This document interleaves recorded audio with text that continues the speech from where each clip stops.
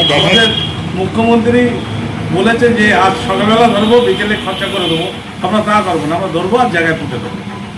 দেখা গিয়েছে যারা রেপ করবে, বিশেষ করে সাধারণ মানুষের কাছে আমার একটাই আবেদন, হাত জোড় করে, যে সবাই আমাদের দলে আসুন, দলে দলে যোগদান করুন, আর আমাদের পার্টি লোক জনশক্তি পার্টির হাত মজবুত করুন।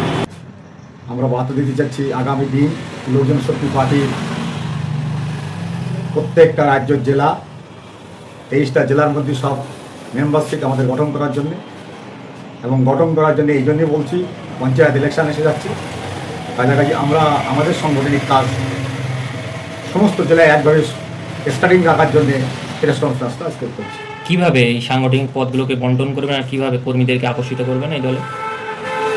আকর্ষণ এই জন্যই করছি, হবে এটা টোটাল ভারতবর্ষের যা চৈত্র, সেই রামবিলাস পাসওয়ান দলিত, আদিবাসী এবং দরিদ্র সংখ্যার মানুষ, সাধারণ শ্রমিকজীবী, চাকরিজীবী সবাইকে নিয়ে সংগঠন করেছিল। বাবা আম্বেদকরের আশীর্বাদ এবং হাতে তাঁর সংবিধান আইন হিসেবে, তাঁর সাংগঠনিক দেশের ভালোবাসা হিসেবে আমরা আকর্ষণ দেবো এইটাই, যে লোক জনশক্তি পার্টি সাধারণ লোকের পাশে থাকতে পারে, এবং আগামী দিন আমাদের কেন্দ্রের ফুড মিনিস্টার, প্রতিদিন মিনিস্টার শ্রী রামবিলাস পাসওয়ান, ছেলে চিরাগ পাসওয়ান, এবং চিরাগ পাসওয়ানের ন্যাশনাল প্রেসিডেন্ট হিসেবে এই রাজ্যই আমরা যা সাড়া পেয়েছি, তাতে বিভিন্ন কাজের মধ্যে থেকে এবং মানুষকে বলার মতন জায়গা রেখেছি এটাই, যে মানুষ বেকার মানুষের পাশে থাকা, দরিদ্র মানুষের পাশে থাকা, কাজবাজ জোটে করে দেওয়া, সাধারণ গরিব মানুষ তাদের কি হচ্ছে সেগুলো দেখা। জেলা ভিত্তিক রাজ্য প্রেসিডেন্ট হিসেবে আমার যাওয়ার অধিকার আছে এবং আমি যেতে পারি। তাই রাজ্যবাসীর কাছে আমি এবং সমস্ত জেলাবাসীর কাছে বলি যে আমাদের লোক জনশক্তি পার্টির জয়েনিং শিপ আপনারা আসেন, আমাদের হাত শক্ত করেন। আগামী দিন আমরা এই লোক জনশক্তি পার্টির নিউজি এবং এই লোক জনশক্তি পার্টির মধ্যে থেকে যে আমরা পশ্চিমবাংলায় একটা বিরাট সাড়া পাচ্ছি, এবং সেই সাড়ায় আমাদের সরকারে যদি আমরা আসতে পারি, পঞ্চায়েতে যদি আমরা আসতে পারি, আমরা জেলা পরিষদে আসতে পারি, দু হাত ভরে সাধারণ খেটে খাওয়া মানুষের, শ্রমিকজীবী মানুষের বেকার সমস্যাদের সমাধান করার আগ্রহতা এবং আশা রাখি। এক্ষেত্রে আপনি জেলা সভাপতি, সেই হিসেবে এই যে কর্মী সংগ্রহ, কিভাবে কর্মীগুলো সংগ্রহ করবেন আর তাদের কি কি ক্রাইটেরিয়া এরিয়া আছে, এই কর্মীগুলো এই লোক জনশক্তি পার্টিতে যোগদান করলে কি কি করতে হবে শর্তানুর সাপেক্ষে?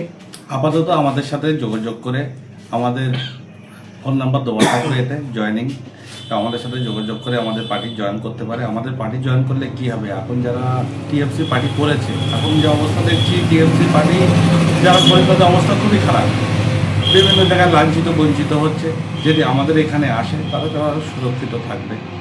এবং আমাদের লক্ষ্য একটাই, গরিব অসহায় মানুষ যারা, তাদের পাশে দাঁড়ানো, যারা ঘরহীন হয়ে যাচ্ছে, ভূমিহীন হয়ে যাচ্ছে, তাদের পাশে দাঁড়ানো।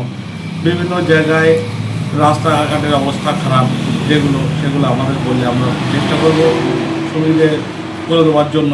যেখানে জল নিকাশি ব্যবস্থা ভালো না, সেগুলো ঠিক করার চেষ্টা করব।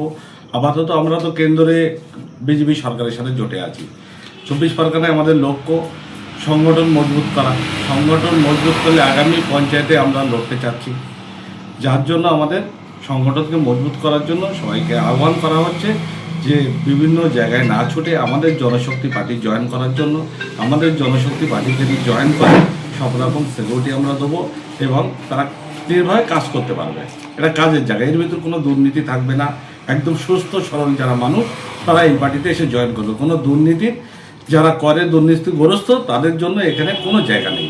বিগত দিনে আপনাদের রাজ্য সভাপতি এখানে এসে তিনি বলে গিয়েছেন যে যারা কর্মী দলে যোগদান করবে তাদের আধার কার্ড নিয়ে যে যোগদান, মানে অন্য দলে তো কোনো এরকম কোনো সিস্টেম নেই, আপনাদের দলে এটা? আমাদের দলটা দুর্নীতিমুক্ত দল, এখানে কোনো দুর্নীতি লোককে জয়েন করানো হয় না।